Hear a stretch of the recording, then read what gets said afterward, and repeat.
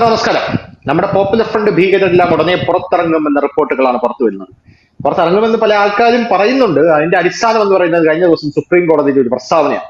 Supreme കോടതി പറഞ്ഞിരിക്കുന്നത് bail എല്ലാ ആൾക്കാർക്കും കൊടുക്കണം എന്നുള്ളതാണ്. ബെയിൽ എന്ന നോർമൽ ആയിട്ടുള്ള ഒരു പ്രൊസീജിയറായി മാറണം എന്നുള്ള രീതിയിലാണ് സുപ്രീം കോടതി കഴിഞ്ഞ ദിവസം ഒരു പ്രസ്താവന ഇറക്കിയിരിക്കുന്നത്. UAPA അടക്കമുള്ള കാര്യങ്ങളിൽ പോലും ബെയിൽ അനുവദിക്കണം എന്നാണ് സുപ്രീം കോടതി പറഞ്ഞിരിക്കുന്നത്. അങ്ങനെയാണെങ്കിൽ പോപ്പുലർ ഫ്രണ്ടിന്റെ നേതാക്കന്മാരെല്ലാം ഉടനെ തന്നെ പുറത്തിറങ്ങാനുള്ള സാധ്യത കാണുന്നില്ലേ? അവർ പുറത്തിറങ്ങിയാൽ എന്ത് സംഭവിക്കും? ഒരു നോർമൽ ലൈഫിലേക്ക് അവർ തിരിച്ചു വരുമോ? ഇപ്പൊ തീഹാറിലടക്കം നമ്മുടെ റൌഫിനെ അടക്കം കൊണ്ടിട്ടിരിക്കുന്നു എന്നാണ് അറിയാനായിട്ട് സാധിക്കുന്നത്. പോരാത്തതിന് തീഹാറിൽ റൌഫ് ഒരു പ്രകൃതി വിരുദ്ധ പീഡനത്തിന് ഇരയായി എന്നും അറിയാനായിട്ട് സാധിക്കുന്നുണ്ട്. എന്താണ് ഇതിന്റെ കൂടുതൽ ഡീറ്റെയിൽസ്? സുപ്രീം കോടതി എന്തുകൊണ്ടാണ് ഇങ്ങനെ പറഞ്ഞത്? സുപ്രീം കോടതിയുടെ കേസ് രണ്ട് കേസിലാണ് വന്നത്. ഒന്ന് മനീഷ് സിസോഡിയയുടെ കേസിലാണ് ആദ്യത്തെ ഒരു തീരുമാനം വന്നത്. മനീഷ് സിസോഡിയ കേസിൽ സുപ്രീം കോടതി പറഞ്ഞ എത്ര കാലം ഒരാളെ ജയിലിലിടും, നിങ്ങൾ ഒരാളുടെ ജയിലിലിടുന്ന സമയം ഉണ്ടാവില്ല, അത് കഴിഞ്ഞ് കഴിഞ്ഞാൽ എന്തുണ്ടാവും എന്നുള്ളതാണ് സുപ്രീം കോടതിയുടെ ചോദ്യം ഉണ്ടായിരുന്നത്. പക്ഷെ അതിനെക്കാളും കൂടുതൽ ഇമ്പോർട്ടൻ്റ് ആയിട്ടുള്ള കാര്യമായിരുന്നു UAPA ഒരു വീട് PFIക്കാർക്ക് റെന്റിന് കൊടുത്തു. എനിക്ക് UP ഉണ്ടായിരുന്നു, അവർ റെന്റിന് കൊടുത്തു. അപ്പൊ സുപ്രീം കോടതി ഈ കേസ് പറഞ്ഞ പ്രോസിക്യൂഷൻ പറഞ്ഞത് ഈ ആള് റെന്റിന് കൊടുക്കാൻ മാത്രമല്ല, ഇവരുടെ മീറ്റിംഗ് നടക്കുമ്പോൾ അവിടെ പോയി ഇരിക്കാറുണ്ട്. അപ്പൊ ഇയാൾക്ക് അറിയാം ഇവർ ആരാണെന്നുള്ളത്, ഭീകരരാണെന്ന് അറിഞ്ഞിട്ടും വീട് റെന്റിന് കൊടുത്തു. പിന്നെ അവരുടെ കൂടെ പോയി മീറ്റിംഗ് അറ്റൻഡ് ചെയ്തു. അപ്പോൾ ഇവർ പറഞ്ഞ അയാൾ ടെററിസ്റ്റ് ആണ്, അപ്പൊ അയാളെയും UAPA എടുക്കുന്നത് അറസ്റ്റ് ചെയ്താണ്. സുപ്രീം കോടതി പറഞ്ഞ ഒരാള് ഒരു വീട് റെന്റിന് കൊടുത്തു എന്ന് പറഞ്ഞിട്ട് നിങ്ങൾ അയാൾ മീറ്റിംഗ് അറ്റൻഡ് ചെയ്തു പറഞ്ഞിട്ട് നിങ്ങൾ അയാളെ ജയിലിലിടാൻ പറ്റില്ല. Bail is a rule, not jail. ഇത് സുപ്രീം കോടതിയുടെ തന്നെ ഒരു ജഡ്ജ്മെന്റ് ശരിക്കും തിരിച്ചുള്ള ഒരു എന്താ പറയുക ഡിസിഷനാണ്. ഇതിനു മുമ്പ് സുപ്രീം കോടതി മാത്രമല്ല, വേറെ കുറെ ഹൈക്കോടതികളും ഇതേ ജഡ്ജ്മെന്റ് കൊടുത്തിരുന്നു. സുപ്രീം കോടതി ഫോർ എക്സാമ്പിൾ ഈ പറഞ്ഞ ജഡ്ജ്മെന്റ് ഇപ്പോൾ ഈ August 13 വന്ന് ജസ്റ്റിസ് അഭയ് ഓക്കാൻ ജോർജ് മസി. അപ്പോൾ കേസ് ഒരിക്കൽ once a case is made out for bail, the court cannot deny any relief. അപ്പൊ അതിൻ്റെ അടുത്ത് അഡ്വക്കേറ്റുമാർ നന്നായിട്ട് ആർഗ്യൂ ചെയ്തിട്ട് നമ്മുടെ കപിൽ സിബലോ P. ചിദംബരമോ അഭിഷേക് മനു സിംഗ് ഇങ്ങനത്തെ ആൾക്കാർ ആർഗ്യൂ ചെയ്ത് കഴിഞ്ഞ് ഒരു കേസ് സാറ്റിസ്ഫൈ ചെയ്ത് കഴിഞ്ഞാൽ അവൻ എത്ര വലിയ ഭീകരനായാലും അവന് ജയിലിൽ നിന്ന് വെറുതെ വിടണമെന്നാണ്. അപ്പൊ ഈ കേസിൽ എന്താ പറഞ്ഞാൽ ഈ പറഞ്ഞ ആള് ഒരു unlawful prevention activities prevention act, UAPA, ഇത് കോൺഗ്രസിന്റെ ടൈമിലാണ് ആദ്യം വന്നത്. പക്ഷെ ഈ കേസിന് ഒരു ജഡ്ജ്മെന്റ് ആയിട്ട് എടുത്തു കഴിഞ്ഞാൽ നാളെ പറഞ്ഞ മാതിരി എത്ര പേർക്ക് ഇതിന്റെ ഒരു ഇമ്പാക്ട് ഉണ്ടാകുമ്പോൾ നമ്മൾ കണ്ടറിയണം. അതൊരു വലിയൊരു ഇഷ്യൂ ആണത്. പക്ഷെ ഈ പറഞ്ഞ മാതിരി ഇങ്ങനെ ഒരു ഇതുണ്ടായി കഴിഞ്ഞാൽ നാളെ ഈ UAPAയിലുള്ള ആൾക്കാരെല്ലാവരും പുറത്തേക്ക് ഇറങ്ങുമെന്നാണ് നമ്മൾ അറിയേണ്ടത്. നാളെ ഈ UAPAയിലുള്ള ആൾക്കാരെല്ലാം പുറത്തിറങ്ങാനുള്ള സാധ്യത കാണുന്നുണ്ടോ സാർ? കഴിഞ്ഞ ഒരു സുപ്രീം കോടതിയുടെ ഒരു വിധി ശ്രീനിവാസൻ വധക്കേസിൽ പല ആൾക്കാർക്കും ജാമ്യം കൊടുക്കുന്നത് നമ്മൾ കണ്ടതാണ്.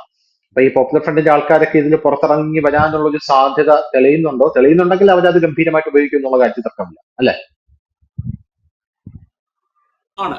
സുപ്രീം കോടതി പറയുന്നത് എന്താന്ന് പറഞ്ഞാൽ ഞാൻ ശരിക്കും എൻ്റെ ആ റൂൾ തന്നെ വായിച്ച് കേൾപ്പിക്കാം. ബിക്കോസ് അതിൽ എനിക്ക് ഏറ്റവും പേടിയുള്ള കാര്യം എന്ന് പറഞ്ഞാൽ ഈ ടെററിസ്റ്റുകളെ നാളെ ഇതേ ലാംഗ്വേജിൽ UAPA ആയിരുന്നു ഇതുവരെ ഏറ്റവും സ്ട്രിക്റ്റ് ആയിട്ടുള്ള റൂൾ. ഇപ്പൊ UAPAയിൽ എടുത്ത ടെററിസ്റ്റിനെ നമുക്ക് പുറത്തു വിടാമെന്ന് സുപ്രീം കോടതി പറഞ്ഞു കഴിഞ്ഞാൽ നമ്മൾ എവിടെ പോകും?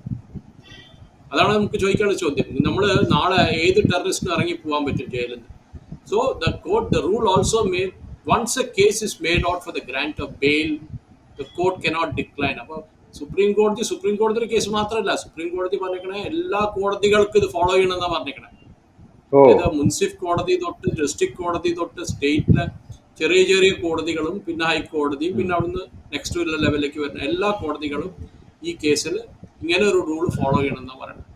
നാളെ ജഡ്ജിമാർക്ക് പേടിയാവും, ജൂനിയർ ജഡ്ജിനൊക്കെ പേടിയാവും. എന്തിനാ വെറുതെ എൻ്റെ തലവേദന, നാളെ എൻ്റെ ജോലി തൊപ്പി തെറിക്കുമെന്ന് വെച്ചിട്ട് അവര് പോട്ടെ, ഇവൻ കുറ്റവാളിയാണെങ്കിലും ഇവൻ പോയി പുറത്തുകൾ നടക്കട്ടെ എന്ന് പറയും.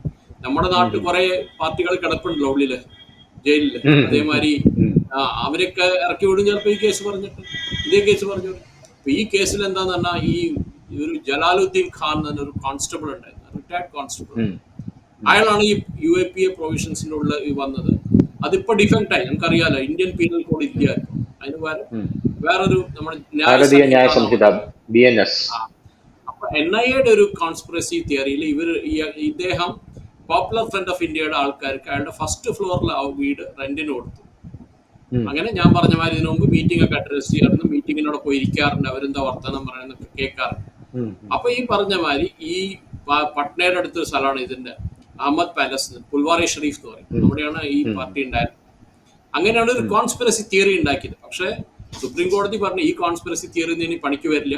ഇങ്ങനെ ബീഹാർ പോലീസിന്റെ ഒരു നോക്കുകയാണെങ്കിൽ ഈ പ്രൈം മിനിസ്റ്ററുടെ വിസിറ്റ് എന്താ ഈ ഒരു കേസ് 2022 നരേന്ദ്രമോദിയുടെ ഒരു വിസിറ്റിന്റെ സമയത്ത് നടന്ന ഒരു കോൺസ്പിറസി തിയറിയായിരുന്നു. അതാണ് NIA പ്രോബ് ചെയ്തത്. ആ കേസിലാണ് ഇപ്പൊ പറയുന്നത് ഇവരെയൊക്കെ വെറുതെ വിടാം. നാളെ ഇങ്ങനെ പോയി കഴിഞ്ഞാൽ ധനുഷ് പ്രധാനമന്ത്രി ആക്രമിക്കുന്നു എന്നൊരുത്തും പറഞ്ഞു കഴിഞ്ഞാൽ അവനെയും പറയാം, അവനെയും വിട് പോട്ടെ. ഉം. ഇതൊക്കെ നമ്മുടെ ഡെമോക്രസിയിലാണ് കിടക്കുന്നത്. അല്ല, അത് അങ്ങനെ ഒരു സംഭവം വരുമ്പോഴേ സാറേ, എന്റെ ന്യായമായിട്ടുള്ള ഒരു സംശയം എന്ന് പറഞ്ഞാൽ, സുപ്രീം കോടതി അങ്ങനെ പറഞ്ഞിട്ടുണ്ടെങ്കിൽ അത് സുപ്രീം കോടതിക്ക് മനസ്സിലായിട്ടായിരിക്കുമല്ലോ അങ്ങനെ പറയുന്നത്. അപ്പൊ സുപ്രീം കോടതി കേസിന്റെ ഡെപ്ത് അനുസരിച്ചാണ് ബെയിൽ കൊടുക്കുന്നത് എല്ലാ കാര്യത്തിലും, അത് നമുക്ക് എല്ലാവർക്കും അറിയാം. നോൺ ബെയിലബിൾ ഒഫൻസ് ആയിട്ടുള്ള കാര്യങ്ങളുണ്ട്. അപ്പോൾ ഒരു തീവ്രവാദ സംഘടനയിൽ അല്ലെങ്കിൽ തീവ്രവാദ പ്രവർത്തനം നടത്തിയ ഒരാളെ, അല്ലെങ്കിൽ നമ്മുടെ പ്രധാനമന്ത്രി അടക്കം ആക്രമിക്കണമെന്ന് ആഹ്വാനം ചെയ്യുന്ന ഒരാളെ ഇങ്ങനെ ബെയിലെടുത്ത് പുറത്തു വിടാനുള്ള ഒരു പ്രൊവിഷൻ സുപ്രീം കോടതി കൊടുക്കുമെന്ന് പറഞ്ഞാൽ, ഇത് വെച്ച് അയാൾക്ക് പുറത്തിറങ്ങാൻ പറ്റുമെന്ന് പറഞ്ഞു കഴിഞ്ഞാൽ അത് അത് സാധ്യമായിട്ടുള്ള കാര്യമാണ്? അല്ല, അവിശ്വസനീയമായിട്ട് തോന്നുന്നത് കൊണ്ട് ഞാൻ വീണ്ടും വീണ്ടും ചോദിക്കുകയാണ്. കാരണം അതെങ്ങനെ സാധ്യമാകും എന്ന് എനിക്ക് മനസ്സിലാവുന്നില്ല. കാരണം ഈ BNS എന്ന് പറയുന്ന ഭാരതീയ ന്യായ സംഹിത വന്നപ്പോൾ, എന്താണ് നമ്മുടെ IPC ഇന്ത്യൻ പീനൽ കോഡിൽ മാറ്റി BNS വന്നപ്പോ BNSലുള്ള സുശക്തമായിട്ടുള്ള ഒരു നിയമം എന്ന് പറഞ്ഞാൽ രാജ്യദ്രോഹം. ഇപ്പൊ രാജ്യദ്രോഹത്തിന്റെ ആ ഒരു നിയമത്തിന്റെ വ്യവസ്ഥകൾ എന്താണ് കഴിഞ്ഞ IPCയിൽ നിന്ന് എടുത്തു മാറ്റിയപ്പോൾ ഇവിടെയുള്ള സുഡാപ്പികളും ഇവിടെയുള്ള കമ്മികളും എല്ലാം തുള്ളിച്ചാടിയിരുന്നു. പക്ഷെ അതിനെക്കാട്ടിലും ശക്തമായിട്ട് രാജ്യദ്രോഹം BNSൽ ആഡ് ചെയ്തിട്ടുണ്ടെന്നാണ് ഞാൻ മനസ്സിലാക്കുന്നത്. അത് കഴിഞ്ഞിട്ട് പിന്നെ അതിൽ കൊണ്ടുവന്ന പുതിയതായിട്ടുള്ള ഒരു നിയമം ഈ പൊതുപ്രവർത്തകർക്ക് നേരെയുള്ള ഒരു ആക്രമണമാണ്. പൊതുപ്രവർത്തകർക്ക് നേരെയുള്ള ആക്രമണം, പൊതുപ്രവർത്തകരെ ആക്രമിക്കാനായിട്ട് ആഹ്വാനം ചെയ്യുക, ഇതൊക്കെ നോൺ ബെയിലബിൾ ഒഫൻസ് ആയിട്ട് കടുത്ത ശിക്ഷ കിട്ടാവുന്ന വകുപ്പുകളായിട്ട് BNSൽ ഇൻക്ലൂഡ് ചെയ്തിട്ടുണ്ട് എന്നാണ് ഞാൻ മനസ്സിലാക്കുന്നത്. അപ്പൊ അങ്ങനെ ഉള്ള ഒരു സാഹചര്യത്തിൽ ഇപ്പോ സുപ്രീം കോടതി ഇങ്ങനെ ഒരു പ്രസ്താവന അല്ലെങ്കിൽ ഒരു നിരീക്ഷണം നടത്തി എന്ന് പറഞ്ഞ് ഇവർക്കെല്ലാം പെട്ടെന്ന് ഇറങ്ങി വരാൻ പറ്റും എന്ന് പറഞ്ഞാൽ അത് നമുക്ക് എത്രത്തോളം വിശ്വസിക്കാനായിട്ട് സാധിക്കും? ഇത് എന്ത് പറ്റുന്ന ധനുഷ്, ഒരിക്കൽ ഒരു നോർമൽ ലെവലിൽ, ഒരു ഹയർ ലെവലിൽ ഒരു കോടതി ഓർഡർ കൊടുത്തു കഴിഞ്ഞാൽ ലോവർ ലെവലിലുള്ള കോടതി പേടിക്കും എന്താ ചെയ്യേണ്ടതെന്ന് വെച്ചാൽ. ഇപ്പൊ ഒരു മുൻസിഫ് കോടതി ആയാലും ഒരു ജൂനിയർ സിവിൽ ജഡ്ജ് ആയാലും അവര് പേടിക്കും. ഇങ്ങനെ സുപ്രീം കോടതിയുടെ അടുത്ത് ഓർഡർ വന്നു തന്നെ പിന്നെ അവർ പറയും ഇല്ല, നമുക്ക് ബെയിൽ കൊടുത്തേ പറ്റൂ. അതാണ് നടക്കാൻ പോകുന്നത്. പക്ഷെ നമ്മൾ ഈ പറഞ്ഞ മാതിരി ഇപ്പൊ ഈ കേസിലും സുപ്രീം കോടതി പറഞ്ഞ ശരി, അയാൾ റെന്റിന് കൊടുത്തു വീട്, അയാൾ അവര് മീറ്റിംഗ് അഡ്രസ് ചെയ്യാനുണ്ടായിരുന്നു, ഓക്കെ, അതും കറക്റ്റാണ്. പക്ഷെ അയാള് ട്രെയിനിങ് ഒന്നും കൊടുത്തില്ലല്ലോ, അയാൾ പോയി ബോംബൊന്നും വെച്ചില്ലല്ലോ, പിന്നെ നിങ്ങൾ എങ്ങനെ അദ്ദേഹത്തിനെ UAPAയിൽ അറസ്റ്റ് ചെയ്തത്?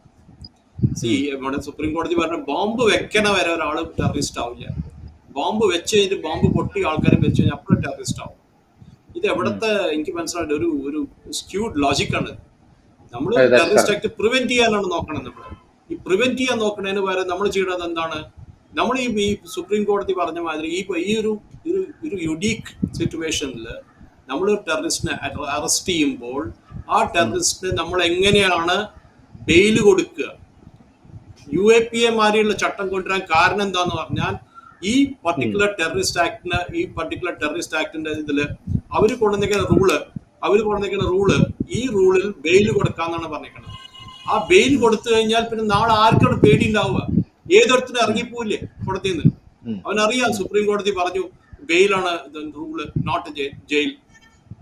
ഇതിൽ നമ്മുടെ ഇൻവെസ്റ്റിഗേഷൻ ഏജൻസീസിന് തെറ്റുണ്ട് ധനുഷ്, അത് ഇല്ലാന്നല്ല പറയേണ്ടത്. നമ്മൾ ഈ പറഞ്ഞ മാതിരി ചെറിയ മീനിനെ പിടിച്ച് വലിയ മീനിനെ വിടുകയാണ് നമ്മൾ വിടുന്നത്. ഇമങ്ങലൊക്കെ കടന്നു പോവുകയാണ് സൈഡിൽ കൂടെ.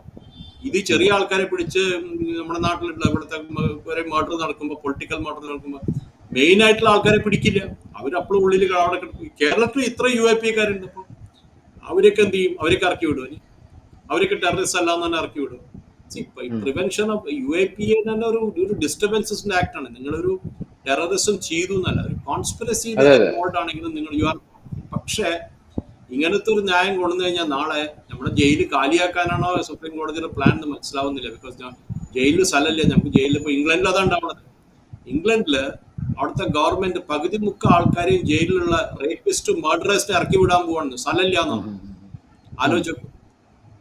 അവിടെ സ്ഥലമില്ല, ഫുള്ളായി പോയി ജയിലൊക്കെ. അത് കാരണം ഞങ്ങൾ ഇവരൊക്കെ ഇറക്കി വിടാൻ പോവാണ്. എന്ത് ചെയ്യും അവസാനം? ഇവരൊക്കെ പുറത്തിറങ്ങി നടക്കില്ലേ? ഭാരതത്തിൽ അതേ ഉണ്ടാവാൻ പോകണം. ഇങ്ങനെ നിങ്ങളൊരു ലിബറൽ ആയിട്ട് ഒരു ബെയിലിന്റെ റൂൾ കൊണ്ടു കഴിഞ്ഞാൽ നാളെ ഏതൊരുത്തനും ടെററിസ്റ്റ് ആക്ടിവിറ്റിയിൽ ഇൻവോൾവ് ആവാൻ അറിയാം, എന്നെ ഒന്നും ചെയ്യാൻ പറ്റില്ല അവർക്ക്, എന്നെ ഇന്നല്ലെങ്കിൽ നാളെ ഇറക്കി വിടേണ്ടി വരും, എനിക്ക് നല്ലൊരു ലോയറെ കിട്ടിക്കഴിഞ്ഞാൽ എനിക്ക് കേസ് ആർഗ്യൂ ചെയ്തുണ്ടാക്കാൻ പറ്റും. അതിപ്പോ നമ്മുടെ അവിടെയും കണ്ടിട്ടുണ്ട്. ഈ കേരളത്തിൽ നടന്ന ചില നെക്സലൈറ്റ് അറ്റാക്കില് ഇതിൽ കോൺസ്പിറസിയിൽ ഉണ്ടാകുന്ന ആൾക്കാർ UAP എടുത്തായിരുന്നു. ഇനി അവരുടെ കേസ് ഉണ്ടാവും. അത് വേണ്ട. കർണാടകത്തിൽ എത്ര പേര് അറസ്റ്റ് ചെയ്തിട്ടുണ്ടായിരുന്നു അവിടുത്തെ പോലീസും NIA എല്ലാം. ഇപ്പൊ NIA വേണ്ടാന്ന് കിട്ടുന്ന ആൾക്ക് NIA എന്ത് ചെയ്യും? അവർ ഇൻവെസ്റ്റിഗേറ്റ് ചെയ്ത് അവർ വന്ന് കോൺസ്പിറസി ഓൺലി മെയിൻ ആയിട്ടുള്ള ആൾക്കാരെ മാത്രം പിടിക്കാൻ പാടുള്ളൂ, ബാക്കി ചെറിയ ചെറിയ പാർട്ടികളൊക്കെ ഉണ്ട് അവരൊക്കെ വിട്ടോളാന്ന് സുപ്രീം കോടതി പറഞ്ഞു. നല്ലൊരു ഐഡിയ ആണ്, ശരിയാണ്, മെയിൻ ആയിട്ടുള്ള ആൾക്കാരെ പിടിക്കുക. പക്ഷെ ഈ ചെറിയ മീനാണ് നാളെ വലിയ മീനായിട്ട് വരാൻ പോകുന്നത്, അത് മറക്കരുത്. നാളെ ടെററിസത്തിന് ഇവരായിരിക്കും സ്ലീപ്പിംഗ് സെൽ. നമ്മൾ കശ്മീരിൽ കണ്ടിട്ടുണ്ട് ഇത് കാര്യം, സ്ലീപ്പർ സെൽസ് എന്ന് പറയും. കണ്ടാ തോന്നുന്നു ഇവൻ അടുത്ത് പഠിക്കുന്ന ഒരു പയ്യനാണ്, ഏതോ കോളേജിൽ പോണു, കാലത്ത് പോണു, വൈകുന്നേരം തിരിച്ചു വരുന്നു, നല്ല ബിഹേവിയർ ആണ്, കടക്കാരായിട്ട് നന്നായിട്ട് വർത്താനം പറയും, അടുത്തുള്ള ആൾക്കാർ ചായക്കടയിൽ പോയി ചായ കുടിക്കും. പക്ഷെ അവന്റെ മനസ്സിലിരിക്കുന്നത് നമുക്ക് അറിഞ്ഞുകൂടാ. എന്താണ് അവന്റെ ഒരു ഫൈനൽ എയിം എന്ന് നമ്മൾ മനസ്സിലാക്കുന്നില്ല സ്ലീപ്പർ സെൽസിന്. ഈ സുപ്രീം കോടതിയുടെ ഈ UAP എടുത്ത് ഒരു ജനറൽ ടെർമിനോളജിയാണ് അവർ യൂസ് ചെയ്തേക്കുന്നത്. You should feel that they are not a part of it. Please, then what is the problem? Bail, if a case for a bail is made out, how is the case for a bail made out? നിങ്ങൾ എന്ത് മാനദണ്ഡം വെച്ചിട്ടാണ് നിങ്ങൾ determine ചെയ്യുന്നത് case for the bail is made out? ഇത് actually challenge ചെയ്യേണ്ടതാണ്. സുപ്രീം കോടതി ഇങ്ങനെ പോയി കഴിഞ്ഞാൽ ഓരോ റൂളില് മനീഷ് സിസോഡിയുടെ കേസിൽ എന്താ പറഞ്ഞത്? കുറെ കാലം അയാൾ ജയിലിൽ കിടക്കണം, ഇനിയും കേസ് തുടങ്ങി വെച്ചിട്ട്. ആരുടെ തെറ്റാണ്? നമ്മുടെ ഇവിടെ എത്ര കേസുകൾ കാലകാലമായിട്ട് കേസ് കിടക്കുന്നുണ്ട്, 30 കൊല്ലം 40 കൊല്ലം കേസ് കോടതിയിൽ കിടക്കുന്നുണ്ട്. ആരുടെ തെറ്റാണ്? ഈ ഗവൺമെന്റ് തെറ്റാണ്? അല്ലല്ലോ, ഇത് കോടതികളുടെ തെറ്റാണ്. ശരിയാണ്, സ്പീഡി ജസ്റ്റിസ് വേണ്ടതാണ്. ജസ്റ്റിസ് ഡിലേഡ് ജസ്റ്റിസ് ഡിനൈഡ് എന്ന് പറയും ഇംഗ്ലീഷിൽ. കറക്റ്റ് ആണ്, സംശയമില്ല എല്ലാവർക്കും. പിന്നെ നമ്മുടെ ഇംഗ്ലീഷിൽ ഒരു വേറൊരു സ്റ്റേറ്റ് ഉണ്ട്, every man is prove to be innocent until proven guilty. അതും കറക്റ്റാണ്. പക്ഷെ ഇതെല്ലാം കൂട്ടിക്കൊണ്ടുവന്ന് അവസാനം ഇങ്ങനെ ഒരു പരിപാടി ചെയ്താൽ ശരിയാവില്ല എന്നാണ് എന്റെ ഒരു കാര്യം. ഇപ്പോ അവസാനമായിട്ട് ഒരു ചോദ്യം കൂടെ, നമുക്ക് ഇതിന്റെ ഒരു സൊല്യൂഷൻ എന്താണ്? ഇപ്പൊ എന്താണ് ഇതിന്റെ ഒരു സൊല്യൂഷൻ? ഇപ്പൊ ഇങ്ങനെ സുപ്രീം കോടതിയിൽ ഒരു പ്രസ്താവന ഉണ്ടെങ്കിൽ ഉറപ്പായിട്ടും സാറ് പറഞ്ഞതുപോലെയുള്ള അത്യാഹിതങ്ങളൊക്കെ വരാനുള്ള സാധ്യതയുണ്ട്. അപ്പൊ ഇതിന് എന്താണ് ഒരു സൊല്യൂഷൻ? സൊല്യൂഷൻ വേറൊന്നുമില്ല ധനുഷ, വേറൊരു ലോ കൊണ്ടിട്ട് വരും, വേറൊരു UAP കൊണ്ടിട്ട് വരും. ബിക്കോസ് സുപ്രീം കോടതി ഇങ്ങനെ ഓരോ കേസിലും ബെയിൽ കൊടുത്ത് നമുക്ക് പുറത്തിറക്കാന്ന് പറഞ്ഞാൽ അത് പറ്റില്ല. ശരിയാണ്, BNS കുറെ പുതിയ റൂൾസ് വന്നിട്ടുണ്ട്, സെഡേഷനെ പറ്റിയിട്ടുള്ള റൂൾസ്. സെഡേഷൻ അല്ലാന്ന് സുപ്രീം കോടതി പറഞ്ഞിരുന്നു. രാജ്യദ്രോഹം എന്ന് പരിപാടിയില്ല എന്ന് പറഞ്ഞു സുപ്രീം കോടതി. അങ്ങനെ ഒരു ഇതുണ്ടാവാൻ പാടില്ല എന്ന് പറഞ്ഞു. പക്ഷെ രാജ്യദ്രോഹം ഉണ്ടല്ലോ, ഇവിടെ എത്ര ആൾക്കാർ ചെയ്യുന്നുണ്ട്. അപ്പൊ നമ്മളൊരു ഈ പറഞ്ഞ മാതിരി ഈ സുപ്രീം കോടതി ചീഫ് ജസ്റ്റിസ് ഇപ്പോഴത്തെ ആൾക്കാർ മുഴുവൻ ഒരു ലിബറൽ മൈൻഡ് സെറ്റാണ്. അന്ന് സുപ്രീം കോടതിയിലെ ചീഫ് ജസ്റ്റിസ് ബംഗ്ലാദേശിന്റെ സിറ്റുവേഷനെ പറ്റി പറഞ്ഞു.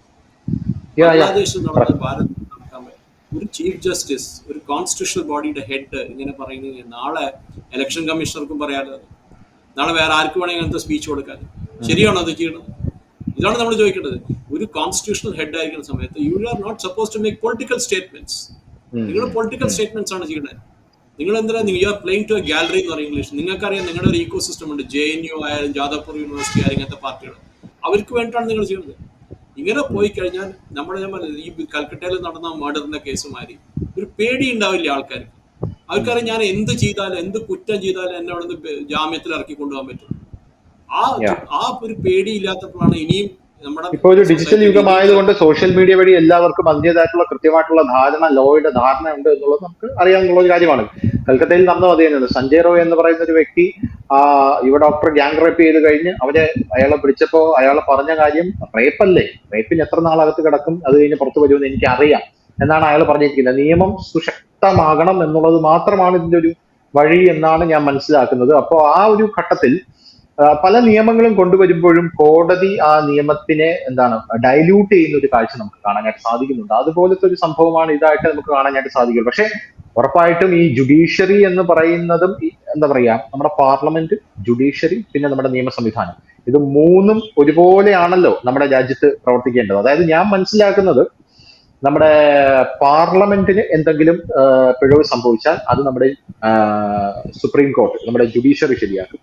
ജുഡീഷ്യറിക്ക് എന്തെങ്കിലും പിഴവ് സംഭവിച്ചാൽ അത് നമ്മുടെ ഡെമോക്രസി അല്ലെങ്കിൽ നിയമ സംവിധാനം ശരിയാക്കും. അങ്ങനെ ഇതൊരു പ്രോസസ്സാണ്. അപ്പൊ ഇവർക്ക് എല്ലാവർക്കും എന്തെങ്കിലുമൊക്കെ പിഴവുകൾ സംഭവിച്ചിട്ടുണ്ടെങ്കിൽ സ്വാഭാവികമായിട്ടും സുപ്രീം കോടതി അങ്ങനെ ഒരു നിരീക്ഷണം നടത്തിയിട്ടുണ്ടെങ്കിൽ സുശക്തമായിട്ടുള്ള മറ്റ് നിയമങ്ങൾ പാർലമെന്റ് പാസ്സാക്കുമെന്നുള്ള കാര്യത്തിൽ യാതൊരുവിധ സംശയവുമില്ല. അങ്ങനെ തന്നെയാണ് വേണ്ടത്.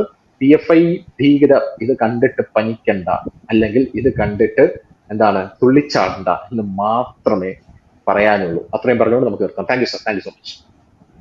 നമസ്കാരം. കൂടുതൽ വാർത്തകളും വിശേഷങ്ങളും നിങ്ങളിലേക്ക് എത്താൻ ABC മലയാളം സബ്സ്ക്രൈബ് ചെയ്യുക, ബെൽബട്ടനും അമർത്തുക.